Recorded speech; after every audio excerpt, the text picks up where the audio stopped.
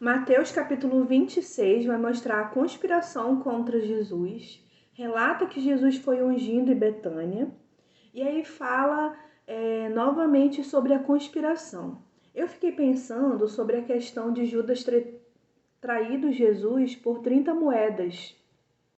Eu já fui o tipo de pessoa que julguei Judas, mas na verdade, depois eu fiquei pensando assim, porque eu sempre tento trazer para a realidade, sabe? E, e aí eu fiquei refletindo sobre hoje. E nós? Será que a gente não traz Jesus?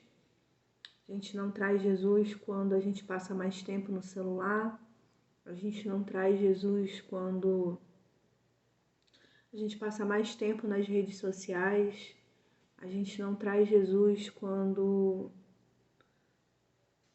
qualquer coisa relacionada a passar tempo com Jesus a gente diz, eu não tenho tempo? Uma vez eu vi uma mensagem no Instagram que falava assim, visualizado por último no WhatsApp, há poucos momentos. Visualizado por último no aplicativo da Bíblia. Parecia que tinha poeira lá, sabe? Então, que a gente possa refletir sobre o que anda dominando o nosso coração e se o Espírito Santo de Deus nos esclarecer sobre isso, a gente tratar isso, nos corrigir e não sermos traidores de Cristo, né? Escolher como Maria, escolher a boa parte e passar tempo com o Senhor. O capítulo continua, vai falar sobre a ceia do Senhor. Eu gostaria de destacar o versículo 19. No meio do versículo fala assim: fizeram como Jesus os havia instruído.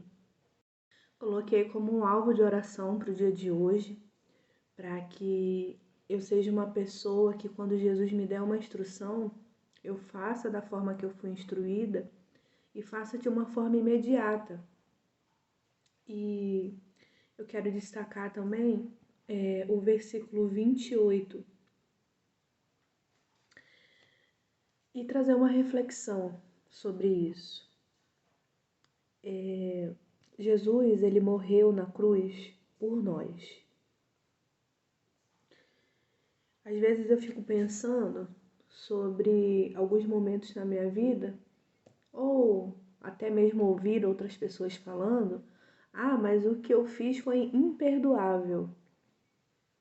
Então, para essa fala, eu quero dizer Mateus, capítulo 26, versículo 28, a frase final. Jesus morreu na cruz para perdão de pecados. Não existe pecadinho, não existe pecadão, não existe coisas imperdoáveis. Jesus morreu por todos, por mim, por você, por nós. O capítulo vai continuar, vai falar sobre Jesus prediz que Pedro negará, e aí depois fala sobre Jesus no Getsêmani. Eu quero destacar o versículo 41. Para mim foi o versículo chave deste capítulo, aonde fala: vigiem e orem. Para mim, eu penso aqui numa ordem. Eu vou vigiar e eu vou orar. Não é o contrário. Não é esperar que a coisa ruim aconteça e dizer, nossa, aconteceu. Não. Vigiem e orem, para que não caiam em tentação. O espírito está pronto, mas a carne é fraca. Que esse versículo ele se renove na nossa vida todos os dias. Que o Espírito Santo de Deus ele traga à nossa memória esse versículo, para que nós possamos praticar, orar, declarar a palavra sobre as nossas vidas.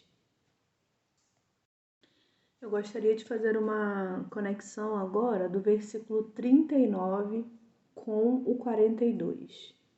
Meu Pai, se for possível, afasta de mim este cálice. Contudo, não seja como eu quero, mas sim como tu queres.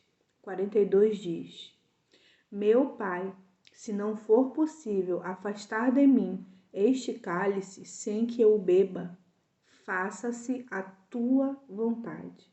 Jesus orou, Jesus falou para Deus e expressou, né? Mas nos 2 versículos que a vontade de Deus prevaleça. O capítulo vai continuar, vai falar que Jesus foi preso, vai falar que Jesus foi para o Sinédrio. E eu quero destacar o versículo 62 e o 63, que mostra que Jesus sofreu uma acusação e ele permaneceu em silêncio. Eu queria trazer a reflexão isso. Como é o nosso posicionamento diante de uma acusação? O capítulo vai continuar e aí Pedro nega Jesus. E aqui se encerra as considerações de capítulo 26 do livro de Mateus.